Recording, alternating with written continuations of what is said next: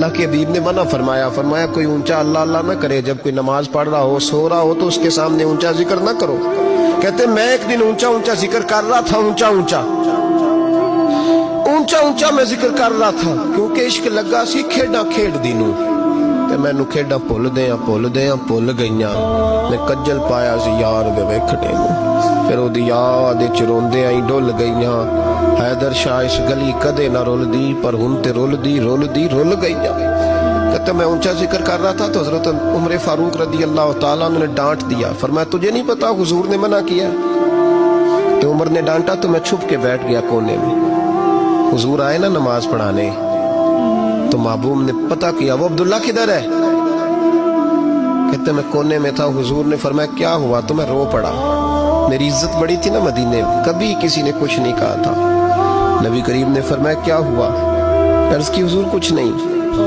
پھر بھی بتاؤ؟ کہتا میں رو پڑا، میں نے کہا یا رسول اللہ میری غلطی تھی تو سیدنا فاروق اعظم نے ڈانٹ دیا ہے۔ فرمایا ہوا کیا؟ یا رسول اللہ میں اونچا ذکر کر رہا تھا، اور بات بھی ٹھیک ہے، کچھ لوگ قریب نماز پڑھ رہے تھے، حضرت عمر نے منع کیا، نبی کریم علیہ السلام نے فرمایا بلاؤ نہ ذرا عمر کو۔ خود قانون حضور نے بنایا ہے کہ اونچا ذکر نہ کرے جب کوئی نماز پڑھ رہا، بلاؤ نا عمر کو۔ جناب عمر آئے تو حضور نے فرمایا عمر میرے عبداللہ کو کوئی نہ ڈانٹے، کسی ان پڑھ سے، کسی دیہاتی سے، کسی بھولے سے انداز دیکھے حضور کا، اسے کوئی نہ ڈانٹے۔ پھر حضور نے فرمایا تمہیں پتہ ہے یہ میرے لیے کتنی تکلیفیں برداشت کر کے آیا؟ صحابہ فرماتے ہیں یہ خوش نصیب ہے جس کی روح بھی محبوب کے ہاتھوں میں نکلی۔ اور جب جنازہ اٹھا تو حضور کی داڑھی سے ہم نے آنسوں کے قطرے ٹپکتے دیکھے۔ مدینے میں رواج تھا کہ قبر میں قریبی عزیز اتارا کرتے تھے، پر ان کا تو مدینے میں رشتہ دار ہی کوئی نہیں تھا۔ حضرت عمر فاروق اور جناب ابو بکر صدیق کہنے لگے ہم قبر میں اتارتے۔